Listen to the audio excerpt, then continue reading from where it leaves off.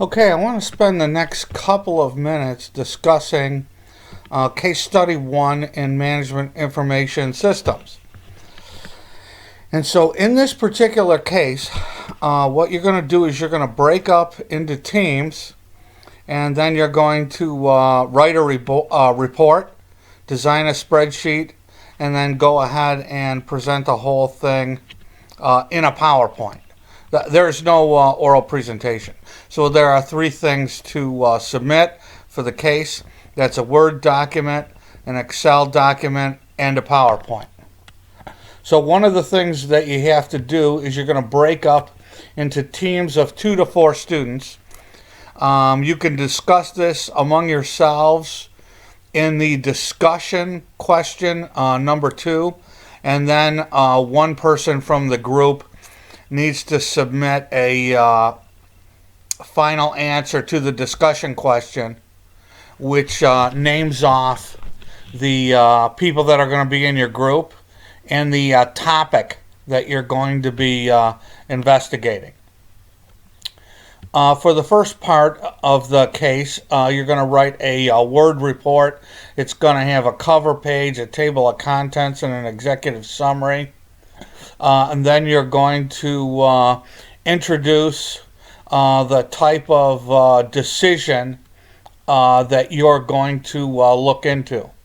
And you're going to choose a topic, and the topics have to be approved by me, and they'll be approved on a first-come, first-served basis, and I don't want 2 groups working on the same topic.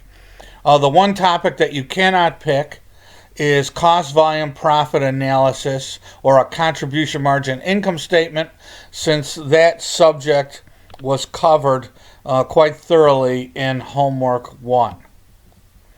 So you can pick things like budgeting, financial ratio analysis, capital budgeting problems, financial projections, variance analysis, various project management problems, supply chain problems, value chain problems, anything in those areas. But you cannot choose cost volume profit analysis because that was already the subject of homework 1, and you in effect have the solution to that. You're going to do a literature review and give me some background information on the application area of your model. And then you're going to identify some specific problems or questions or decisions that could be supported with the model's information. And then you're going to explain the model very carefully. You're going to identify the data that the model needs to produce information so that decisions and analysis can be made.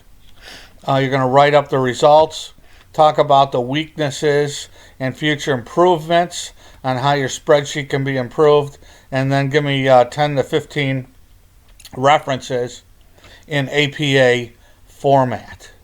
So that is going to be the paper. You'll also create a group activity log. And then, of course, the next part is the spreadsheet itself, where you're going to have an input section. So this is your input data that you're going to put in at the top of your spreadsheet or on the first tab of your spreadsheet, however you want to design it. And this is going to very much follow the format we used in homework 1. And so the input section will be where the data goes, and then the output section will be all formulas, so that as you change the input section, the output section will recalculate itself, so you can do things like sensitivity analysis and ask what-if questions. And then in the third section, you're going to draw some graphs based on the input section, and at least one of those graphs must be an XY graph, or in other words, a scatter plot, as as Excel likes to call it. Then you're going to do a PowerPoint presentation, which summarizes the whole thing. You don't have to use voice over PowerPoint or send a video of yourselves actually giving the PowerPoint. So there'll be 3 deliverables for case 1. That is the Word document, the Excel spreadsheet, and the PowerPoint presentation. You're going to submit that in a Dropbox for case 1 on Blackboard. Make sure you do your own work. We take academic honesty very seriously here at SUNY Oswego. And if you have any questions about this assignment, feel free to contact me. Good luck. May the force be with you.